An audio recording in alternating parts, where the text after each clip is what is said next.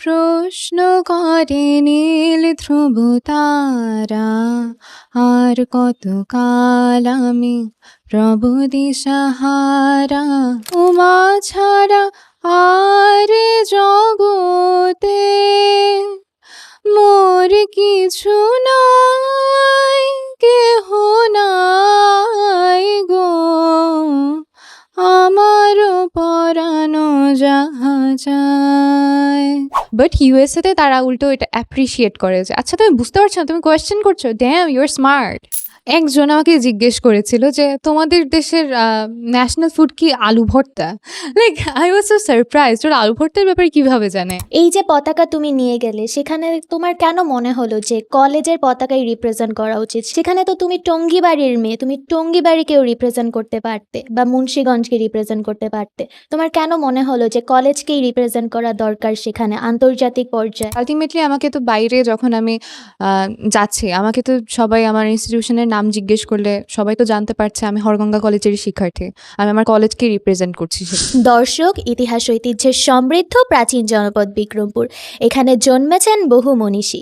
শিক্ষা, সংস্কৃতি, ক্রীড়ায় এ অঞ্চলের সুনাম শুধু দেশে নয়, ছড়িয়ে আছে বহির্বিশ্বেও। প্রবাসীর পাঠানো রেমিট্যান্স, মঠ, মসজিদ ও নদীর জনপদ মুন্সিগঞ্জ। আমরা তুলে ধরতে চাই সেসব, শুনতে চাই, অনুভব করতে চাই আপনার কথা। শুরু করছি নিহনিজ জাপানিজ ল্যাঙ্গুয়েজ একাডেমির সৌজন্যে আমার বিক্রমপুরের পডকাস্ট আয়োজন আমার কথা। উঠে আসবে ইতিহাস, ঐতিহ্য, সমসাময়িক ঘটনা, সফল মানুষের গল্প, সংকট, সম্ভাবনা ও সাধারণ মানুষের না বলা কথা। আপনার মতামত, অভিজ্ঞতা ও গল্পই হবে আমাদের এই আয়োজনের প্রাণ। আমি আদিবা আলম মৃদুলা। আজকে আমার কথায় অতিথি হিসেবে আছেন টঙ্গীবাড়ি উপজেলার মেয়ে, সরকারি হরগঙ্গা কলেজের শিক্ষার্থী রূপকথা রায়।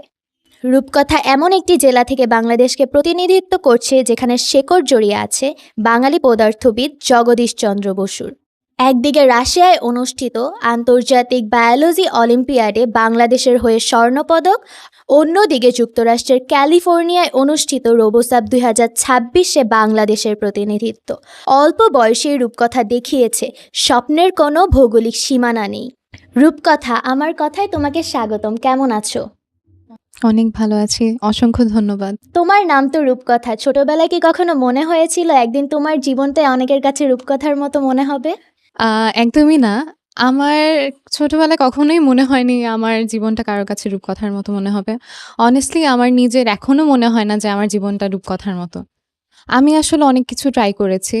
কিছুতে ভালো হয়েছে, কিছুতে হয়নি। আবার নতুন কোনো কিছু ট্রাই করেছি। সো সবকিছু মিলিয়ে হয়তো আপাত দৃষ্টিতে বাইরে থেকে দেখলে হোল জার্নিটা একটা রূপকথার মতো মনে হতে পারে। কিন্তু আমার জন্য জার্নিটা এখনো চলমান। তো দ্যাটস ওয়াই। কোনো কিছুতে লেগে থাকাটাই জীবনের মূল উদ্দেশ্য হওয়া উচিত। একটা ওয়ার্কআউট না করলে তো আরেকটা করবেই, তাই না? তো তোমার সহপাঠীরা তোমাকে কিভাবে বর্ণনা দিবে? রূপকথা আসলে কেমন? আমার মনে হয় আমার কোনো ক্লাসমেটকে যদি জিজ্ঞেস করা হয় রূপকথা কেমন, ওরা ফার্স্টলি বলবে যে আমি খুব অপটিমিস্টিক। আমি কোনো কিছু একবার না হলে সহজেই আচ্ছা ঠিক আছে এটা হবে না এভাবে বলে গিভ আপ করে দেওয়ার মতো মানুষ না। অ্যান্ড এরপরে হয়তো বলবে রূপকথা খুব কিউরিয়াস। রূপকথা সবকিছু নিয়ে খুব প্রশ্ন করে, এটা কেন হলো, এটা কিভাবে হলো জানতে চায়। আর আফটার অল রূপকথা কি বলবো? আসলে নিজের সমালোচনারও কিছু ব্যাপার আছে। আম আমি সত্যি বলতে স্কুল লাইফে তেমন একটা রেগুলার স্টুডেন্ট ছিলাম না। আমি বাসায় থেকে পড়াশোনা করতে বেশি পছন্দ করতাম। আমি কম্পিটিশন ব্যতীত স্কুলে তেমন যেতাম না। হয় কোনো কম্পিটিশন থাকতো অথবা কোনো ইভেন্ট থাকতো বা পরীক্ষা থাকতো।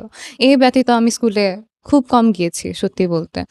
তো তারপর আমার যারা যেসব ফ্রেন্ডস আছে তারা হয়তো বলবে যে রূপকথা অনেক সাপোর্টিভ। আসলে সবার যখন কেউ কষ্টে থাকে বা কোনো কিছু নিয়ে হতাশায় ভোগে, সবাই আমার কাছে আসে মোটিভেশনের জন্য। আমি সবাইকে খুব মোটিভেশন দিই, যদিও আমার নিজের মোটিভেশনের ঘাটতি আছে। বাট মেবি এগুলোই বলবে। সব মিলিয়ে আসলে রূপকথার বর্ণনাটা এরকম যে সে খুব পজিটিভ জীবন নিয়ে, তাই তো? হ্যাঁ, বলা যায়। পড়ালেখার পাশাপাশি ছোটবেলার রূপকথা আসলে কেমন ছিল? দুষ্টু, শান্ত নাকি সবসময় বই নিয়েই ব্যস্ত?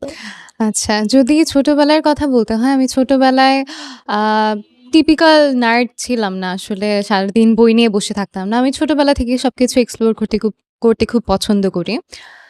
যেমন আমার যখন আমি ক্লাস 2 তে পড়ি, তখন আমার মার একটা বই আমার খুব ভালো লাগতো। সেটা হচ্ছে দ্য ন্যাশনাল জিওগ্রাফিকের অ্যান্সার বুক। এই বইটা থেকেই আমার মূলত বিজ্ঞানের প্রতি ভালো লাগা তৈরি হয়। বইটা বেশ ভারী একটা বই অ্যান্ড পুরোটাই ইংলিশে লিখা। তো তখন আমি খুব ছোট ছিলাম। আমি স্বাভাবিকভাবে কিছু বুঝতাম না কি লিখছে, কি আসলে কি বলতে চাইছে এটা কি? তখন আমার গ্রাফিক্সগুলো খুব ভাল লাগতো বইয়ের ছবিগুলো। তো আমি তখন হচ্ছে একটা ডিকশনারি নিয়ে লাইন ট্রান্সলেট করে বোঝার ট্রাই করতাম যে আসলে কি বলতে চাইছে। তো ওই বই থেকে আমার ওই বইয়ের স্পেসিফিক্যালি দ্য অ্যাস্ট্রোনমি চ্যাপ্টার ওইটা খুব ভালো লেগেছিল। ওখান থেকে আমার অ্যাস্ট্রোনমির প্রতি ভালো লাগা তৈরি। তো এই বই নিয়ে আমার ম্যাক্সিমাম সময় কেটেছে অ্যান্ড এর বাইরে আমি মোস্ট অফ দ্য টাইম স্কুলের বাইরের মোস্ট অফ দ্য টাইম আমি শিল্পকলায় থাকতাম। আমি নাচ, গান, কবিতা আবৃত্তি, ড্রয়িং মোটামুটি সবকিছুতেই অংশগ্রহণ করতাম। যার কৃতিত্ব আসলে আমার বাবা-মার। আমার ফ্যামিলি খুবই কালচারাল মাইন্ডেড। সংস্কৃতি চর্চা খুবই পছন্দ করেন। অ্যান্ড আমার গানের হাতেখড়িও আমার মাঠ থেকে এসেছে। আর আমার নাচের হাতেখড়ি বলব কিনা জানি না। বাট নাচ শেখা হয়েছে হচ্ছে আমার বাবা নাচ খুব পছন্দ করেন। তো সেই থেকে। আমি বলব আমি খুব এক্সপ্লোর করতে পছন্দ করে এমন একটা বাচ্চা ছিলাম যে কালচারাল ফিল্ডে খুব অ্যাক্টিভ। পাশাপাশি বাসার একাডেমিক বই নিয়ে সারাদিন না বসে থেকে আরও এক্সট্রা বই যেসব আছে সেগুলো নিয়েও সময় স্পেন্ড করতাম। তো রূপকথার কিউরিসিটি থেকেই তার বিজ্ঞানের প্রতি ভালোবাসাটা শুরু হয়। তো তুমি যে বললে যে তুমি খুব কালচারাল দিকে খুব আগ্রহ ছিল তোমার, তুমি গান, নাচ সব কিছুতেই অ্যাক্টিভ ছিলে ছোটবেলা থেকেই। এই কালচারাল আগ্রহটা বা কালচারাল দিকে ঝোঁকটা এটা কোথায় তোমার চর্চা হয়েছে? মুন্সিগঞ্জে তো এর তেমন পরিবেশ নেই। তোমার ছোটবেলাটা কোথায় কেটেছে? কোথায় এটা চর্চা হয়েছে? আসলে আমি টুঙ্গিবাড়িতে জন্মিয়েছি। তো আমার টুঙ্গিবাড়িতেই চর্চাটা হয়েছে। যেমন আমার যখন ৩ বছর বয়স, তখন আমার বাবা উম টঙ্গিবাড়ি উপজেলা প্রশাসনের সহায়তায় টঙ্গিবাড়িতে শিল্পকলা একাডেমি প্রতিষ্ঠা করেন। তখন সেখানে আমার চর্চা শুরু হয় এবং আমার বাসায় টিচার ছিলেন, গানের এবং নাচের টিচার ছিলেন, ড্রয়িংয়েরও ছিলেন। তো সত্যি বলতে আমার চর্চা করার সুযোগ আমার বাবা-মার কারণে আমি পেয়েছি। তারাই আমার মেইন সাপোর্ট সিস্টেম আসলে। তো এইভাবেই আরকি ছোটবেলা থেকে আ উম করে আসছি। আচ্ছা, রূপকথা তাহলে এই সংস্কৃতি চর্চাটা ছোটবেলা থেকেই ধারণ করে এসেছে, তাই না? রূপকথা, অনেকেই ডাক্তার বা ইঞ্জিনিয়ার হওয়ার স্বপ্ন দেখে। তোমার স্বপ্ন কি? আমি আসলে ইঞ্জিনিয়ারিং পড়া নিয়ে খুব ইন্টারেস্টেড। ফিউচারে ইঞ্জিনিয়ারিং নিয়েই পড়ার ইচ্ছা আছে। তবে আমি এখনই আমার ফিউচারকে একটা নির্দিষ্ট টাইটেল আটকে রাখতে চাচ্ছি না। কারণ আমি এখনো এক্সপ্লোর করছি, এখনো শিখছি। তো ফিউচারে গিয়ে আমার ইন্টারেস্ট চেঞ্জও হতে পারে। সো দেখা যাক। হ্যাঁ, এটা ঠিক। স্বপ্নের কিন্তু হ্যাঁ। পরিবর্তন হয়। তোমার জীবনে প্রথম কবে মনে হলো তুমি আন্তর্জাতিক পর্যায়ে যেতে পারো? তো আমি বেসিক্যালি কোভিডের টাইমে ২০২১ সালে তখন ঘরে বসে যখন লকডাউনের সময় সব স্কুল কলেজ বন্ধ হয়ে যায়, তখন ঘরে বসে আমি অনলাইনের মাধ্যমে বিভিন্ন কম্পিটিশনস, অলিম্পিয়াডস আরও যা অ্যাভেলেবল ছিল সেগুলো চর্চা স্টার্ট করি। সেগুলোতে পার্টিসিপেট করা শুরু করি, এক্সট্রা কারিকুলার অ্যাক্টিভিটিস যাকে বলে। তখন আমি বেশ কিছু অলিম্পিয়াডসে ন্যাশনালি চ্যাম্পিয়ন হই অ্যান্ড আমার ইন্টারন্যাশনালসে যাওয়ার সুযোগ হয়। তো তখন আমি বেসিক্যালি রিয়ালাইজ করি যে আচ্ছা না, আমিও তাহলে ইন্টারন্যাশনালসে যেতে পারি। কিন্তু তখন বেসিক্যালি আমার আমি বেশ কিছু কাজ নিয়ে ব্যস্ত ছিলাম। আমি ওই টাইমে মেইনলি ফোকাস করছিলাম কালচারাল ফিল্ডে অ্যান্ড অলসো MUNs করতাম। Model United Nations conference. তো ওইসব নিয়ে আমি খুব ব্যস্ত ছিলাম। যার ফলে হচ্ছে আমার ইন্টারন্যাশনালসে যাওয়ার সুযোগ আসার পর আমি সেভাবে আসলে বিষয়টাকে নিয়ে চিন্তা করিনি। আমার বাবা-মাকে আমার জানানো হয়নি যে আমার ইন্টারন্যাশনালসে যাওয়ার সুযোগ এসেছে। কজ আমার তেমন ইম্পর্টেন্ট মনে হয়নি তখন আসলে। কিছু আদার্স জিনিস নিয়ে ব্যস্ত ছিলাম। তো এরপরে আমার যখন ২০২৫ সালে আবার MUNs করতে আমার JYS জাপান ইউথ সামিট, যেটা জাপানে হয় অ্যান্ড ওয়ার্ল্ডের ১০,০০০ অ্যাপ্লিকেন্ট ছিল ওই ইয়ারে অ্যান্ড ৩০ জনকে হচ্ছে সিলেক্ট করা হয়। তার মধ্যে আমি একজন ছিলাম ফুললি ফান্ডেড ডেলিগেট হিসেবে। আমার কোনো কস্ট বেয়ার করা লাগতো না। তো তখন হচ্ছে একটা অ্যাক্সিডেন্টের কারণে আমার যাওয়া হয়নি। বাট ওইটার ব্যাপারে আমার বাবা-মা ফার্স্ট জানতে পারে যে আমার ইন্টারন্যাশনালসে যাওয়ার সুযোগ এসেছে। তখন আমি বলি যে, "না, আমার তো আগেও এসেছিল অনেকগুলো।" এই। তখন তারা বলে, "তাহলে তুমি আমাদের জানাওনি কেন? তোমার পার্টিসিপেট করা উচিত ছিল।" তো পরে আমি রিয়ালাইজ করলাম আচ্ছা, আমি ছোট ছিলাম, আমি বুঝতে পারিনি এটার ইম্পর্টেন্স। পরে গিয়ে রিয়ালাইজ করলাম আচ্ছা না, দিস ইজ ইম্পর্টেন্ট অ্যান্ড এরপরে যখন সুযোগ আসবে I have to like be there.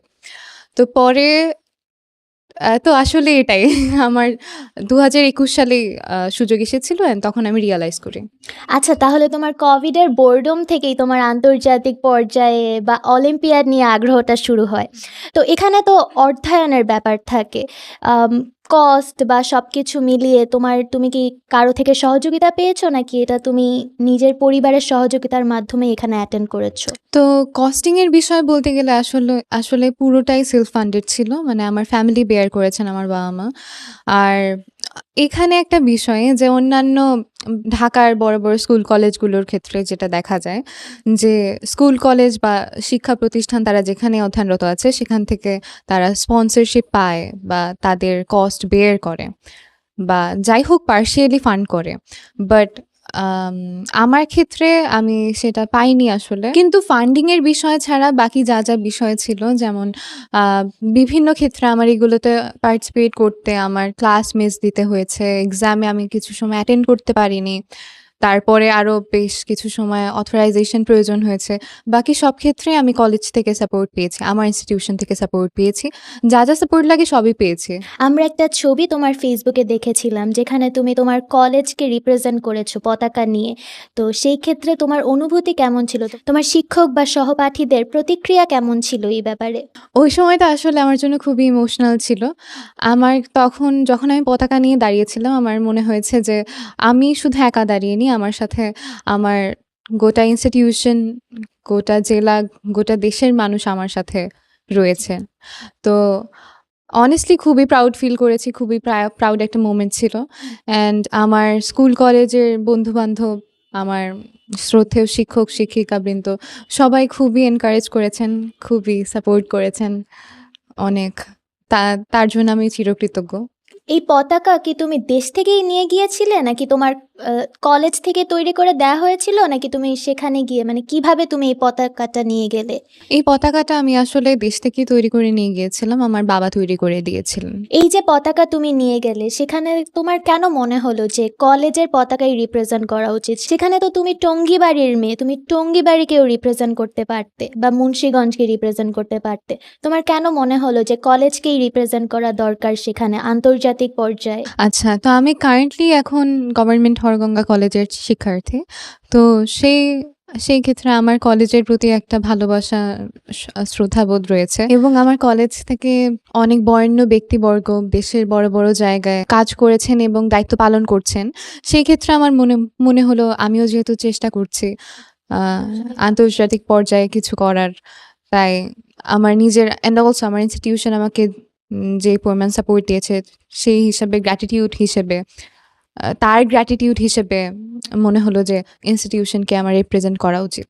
Ultimately আমাকে তো বাইরে যখন আমি আ যাচ্ছি, আমাকে তো সবাই আমার ইনস্টিটিউশনের নাম জিজ্ঞেস করলে সবাই তো জানতে পারছে আমি হরগঙ্গা কলেজেরই শিক্ষার্থী। আমি আমার কলেজকে রিপ্রেজেন্ট করছি সেখানে। সো এটাও একটা কারণ।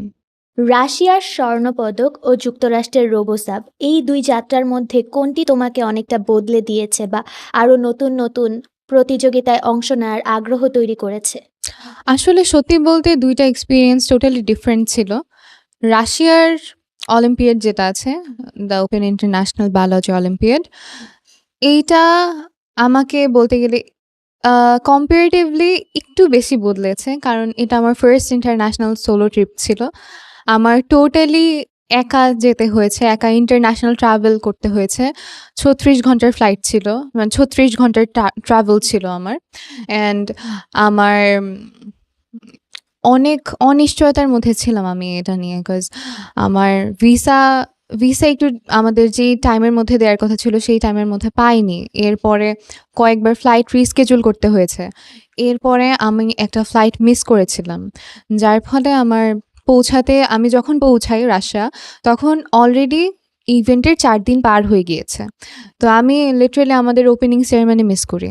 তারপর আমাদের প্র্যাকটিক্যাল রাউন্ডেও আমি একদম শেষ পর্যায়ে গিয়ে ধরেছি আমি মহড়া মিস করি। তো আল্টিমেটলি আমি গিয়ে বিশ্রাম নেওয়ার একেবারেই সুযোগ সময় কিছুই পাইনি। এয়ারপোর্টে তারা এসে আমার কিউরেটর এসে আমাকে পিক আপ করে অ্যান্ড সাথে, সাথে ভেন্যুতে নিয়ে যায়। অ্যান্ড আমার just like on spot dress change করে আমার পার্টিসিপেট করতে হয়। সো প্রিপারেশন বলো, কিছু বলো, কোনো কিছুই আমি নেয়ার বিশ্রাম বলো, কোনো কিছু আমি নেয়ার সুযোগ পাইনি।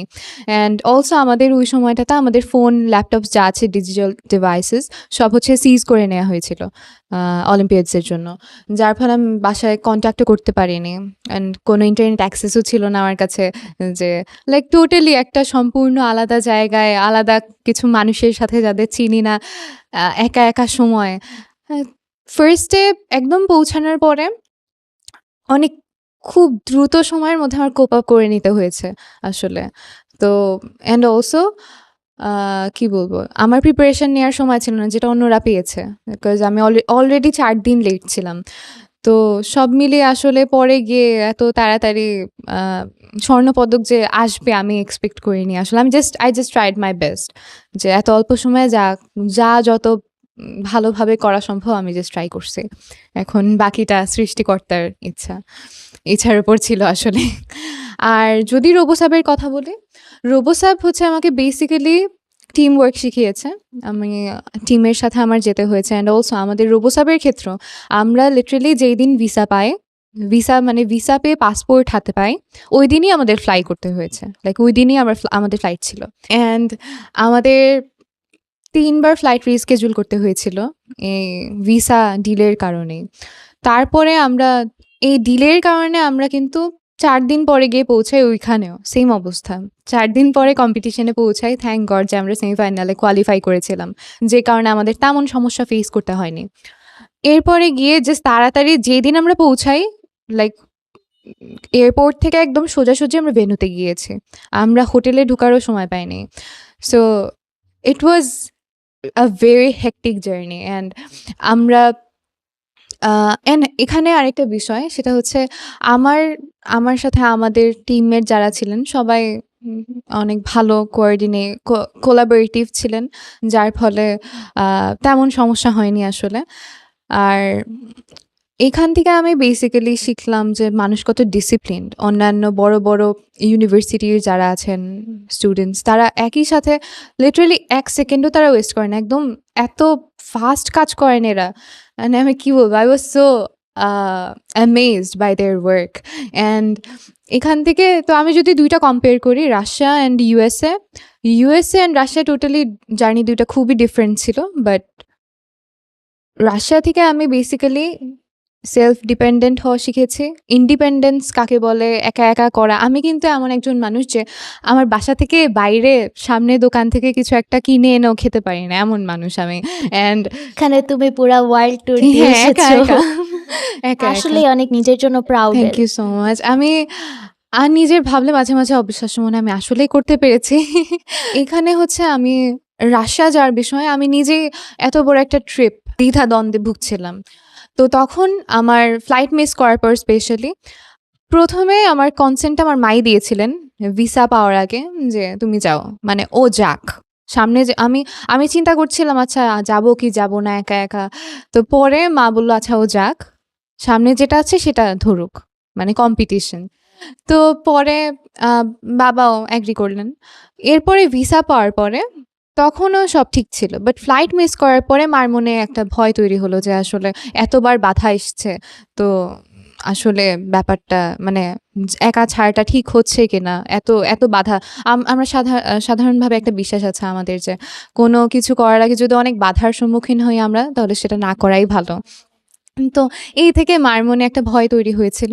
তো তখন আমার বাবা আমাকে জিজ্ঞেস করলেন যে, "তুমি কি যেতে চাও কিনা?" আমি বললাম, "হ্যাঁ বাবা, যেতে চাই।" পরে বলল, "তুমি একা যেতে পারবা? তুমি কনফিডেন্ট? তুমি সব করতে পারবা?" তখন আমি বললাম যে, "হ্যাঁ বাবা, পারবো। এয়ারপোর্টই তো, কি এমন সমস্যা?" তো তখন বাবা বললেন, "আচ্ছা ঠিক আছে। তুমি যখন বলছো তুমি পারবা, তুমি যাও। আর বাকি যা লাগে আমি দেখতেছি।"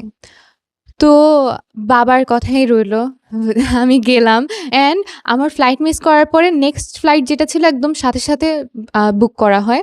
লাইক আমার পরের দিনে যেই ফ্লাইটটা ছিল ওইটাতেই আমি যাই। তো সব মিলিয়ে আসলে জার্নিটা খুবই হেক্টিক ছিল।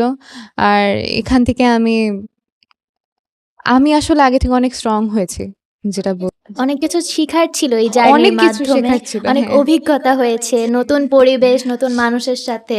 তো সেখানে গিয়ে তোমার নানা সংস্কৃতি দেখেছো ২ দেশে, নতুন পরিবেশে তোমার নতুন অভিজ্ঞতা হয়েছে। তো এই ২ দেশে তুমি বিভিন্ন মানুষের সংস্কৃতি, খাবার খুব কাছে থেকে দেখেছো। তখনকার সময়ের এমন কোনো স্মৃতি আছে যেটা তুমি আমাদের সাথে শেয়ার করতে চাও? আচ্ছা, তো খাবার, রাশিয়ার খাবারের ব্যাপারে যদি আমি বলি, আমাদের বেসিক্যালি বাফে ছিল। তো আমরা বাফেতে বিভিন্ন ধরনের খাবার থাকতো, আমরা নিজেরা নিয়ে খেতাম প্রত্যেক বেলায়। তো একটা নির্দিষ্ট সময় থাকতো অবভিয়াসলি, ওই সময়ের মধ্যে গিয়ে। তো তখন হচ্ছে বেসিক্যালি রাশিয়ানরা একেবারেই কি বলবো ব্ল্যান্ড খাবার খায়। মানে স্পাইসেস খুবই অল্প, তেল, মসলা, লবণ খুবই কম খায়। যা বেসিক্যালি আমি যেমন পছন্দ করি তার পুরোপুরি অপোজিট। আমি খুবই ঝাল খাবার পছন্দ করি, তেল মসলা বেশি। যার জন্য আমি মার কাছে অনেক বকাও খাই অবশ্য। তো আমার ফার্স্টলি প্রথম দিকে আমার হচ্ছে খেতে একটু সমস্যা হতো যে কি কোনো টেস্ট নাই, লবণ নাই, সিদ্ধ ভালো লাগে না। অ্যান্ড অলসো বাকি সিদ্ধ বাদে যা ছিল সবই মিষ্টি। ওরা অনেক সুইটস পছন্দ করে। কিন্তু আমি সুইটস পছন্দ করি না। পুরাই উল্টো ছিল, হ্যাঁ, তাই? তো পরে আমার ফার্স্ট এর কয়েকদিন কষ্ট হয়েছিল। কিন্তু পরে দেখলাম আস্তে ভালোই কোপ আপ করে ফেলেছে অ্যান্ড ভালোই লাগতো খেতে। আমি অভ্যস্ত হয়ে গিয়েছিলাম। তো কয়দিন ছিলে সেখানে তুমি? রাশিয়াতে আমি ৯ দিন ছিলাম। আচ্ছা, আর যুক্তরাষ্ট্রে? যুক্তরাষ্ট্রে ১০ দিন। সেখানকার সংস্কৃতি কেমন ছিল মানুষের, যেটা তোমার মনে হয়েছে যে না আমার দেশ থেকে অনেক আলাদা, বা তাদের এরকম আমাদের দেশে হলে অনেক ভালো হতো? আচ্ছা, ইউএসএ তে সবাই খুবই ফ্রেন্ডলি। মানে ছোট বড় ভেদাভেদ করে না। যেমন একজন মেন্টর তার বাংলাদেশে আমরা কি দেখি? মেন্টর স্টুডেন্টের মধ্যে একটা অন্যরকম ইমোশনাল গ্যাপ থাকে। তারা একজন আরেকজনকে কিছু বুঝতে পারছে না। স্টুডেন্টটা কিছু বুঝতে না পারলে ভয় টিচারকে বলতে পারে না যে আমি এটা বুঝতে পারছি না, যে টিচার রেগে যাবে বা কি মনে করবে। বাট ইউএসএ তে তারা উল্টো এটা অ্যাপ্রিশিয়েট করে যে আচ্ছা তুমি বুঝতে পারছো না, তুমি কোয়েশ্চেন করছো, damn you are smart, question করবা তুমি। ইউএসএর এই কালচারটা আমার খুব ভালো লেগেছে। আমি স্পেশালি আমার এই কালচারটা আমি চাই যে বাংলাদেশে এটা ইমপ্লিমেন্টেড হোক।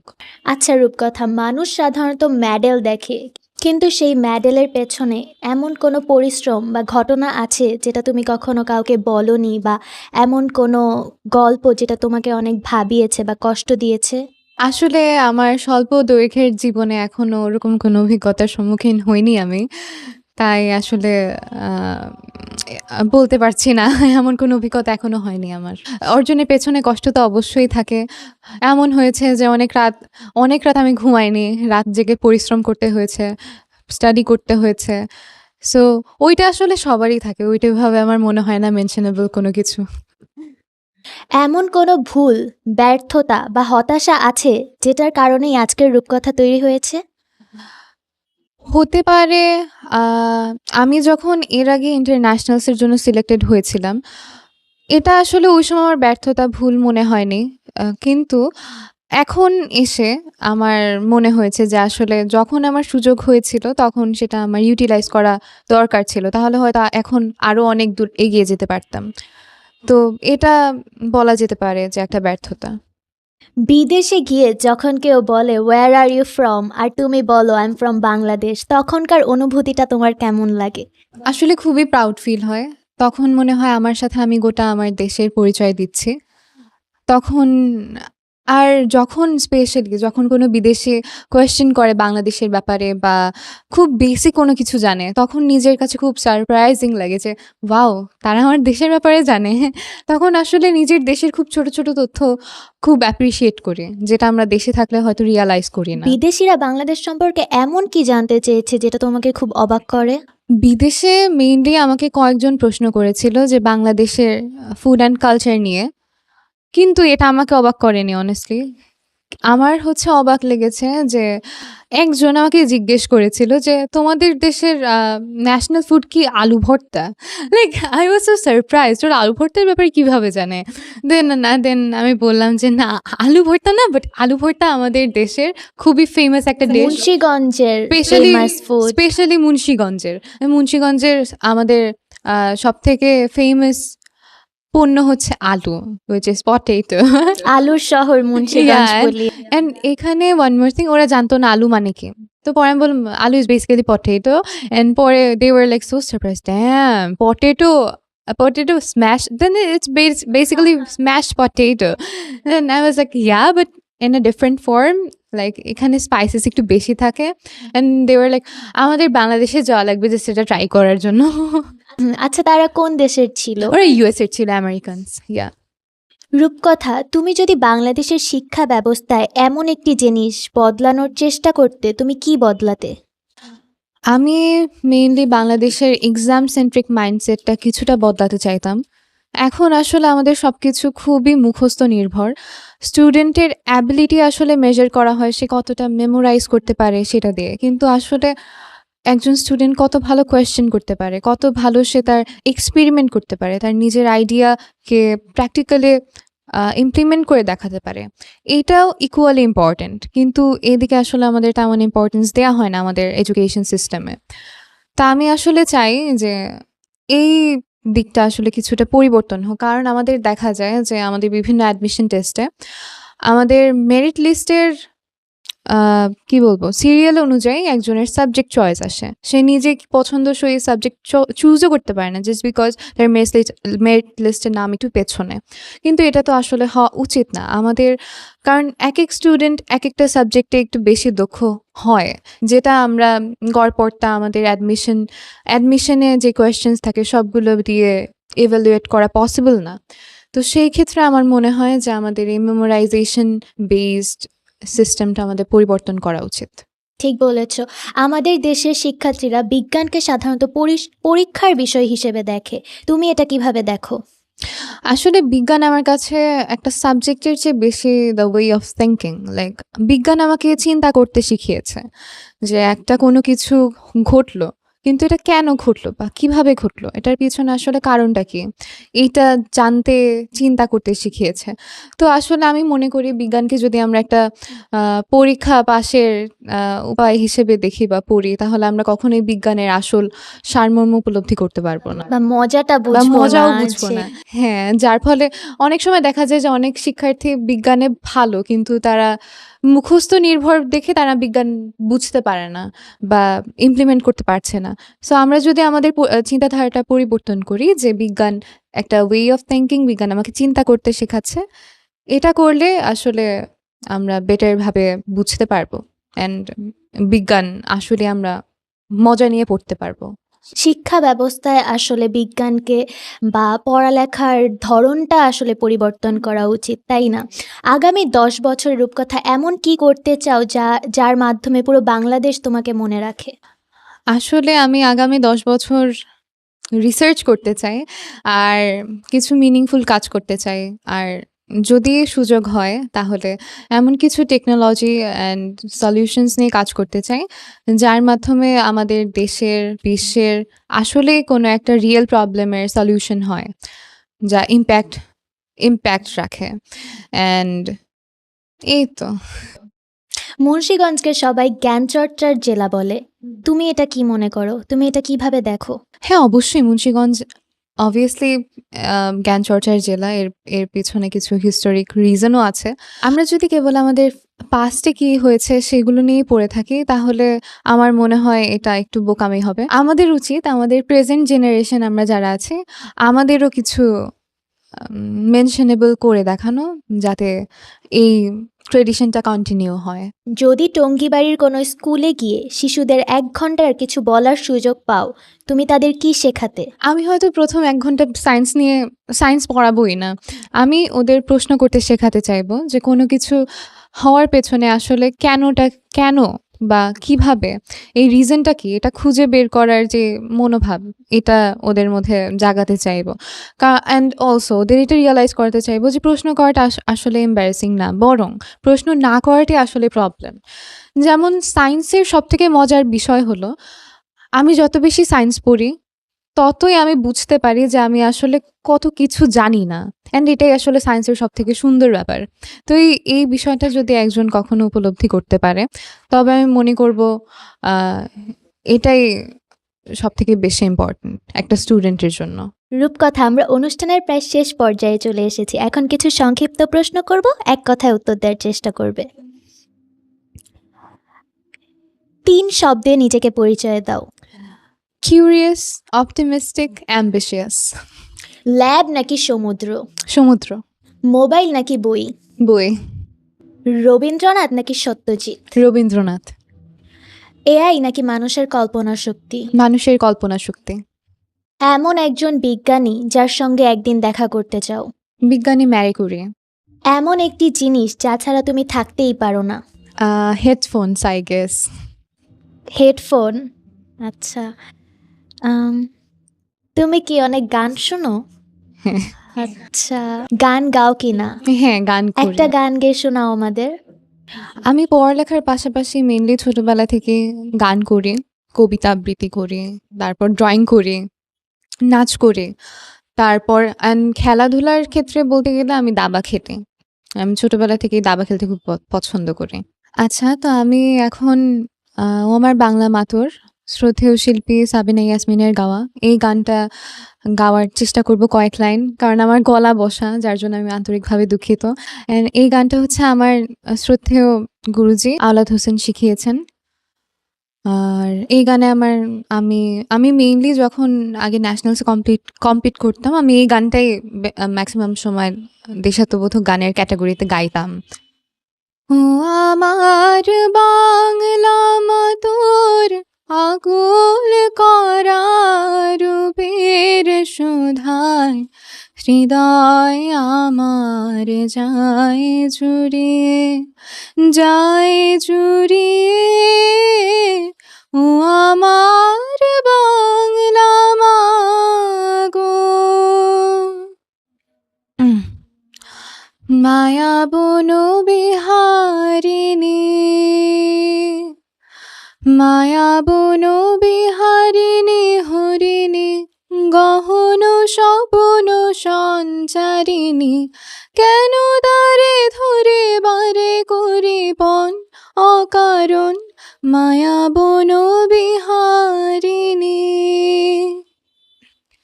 থাক থাক নিজ মনে দূরেতে, আমি শুধু বাঁশরের সুরেতে পরশ করিব প্রাণ মন অকারণ, মায়া বন বিহারিণী।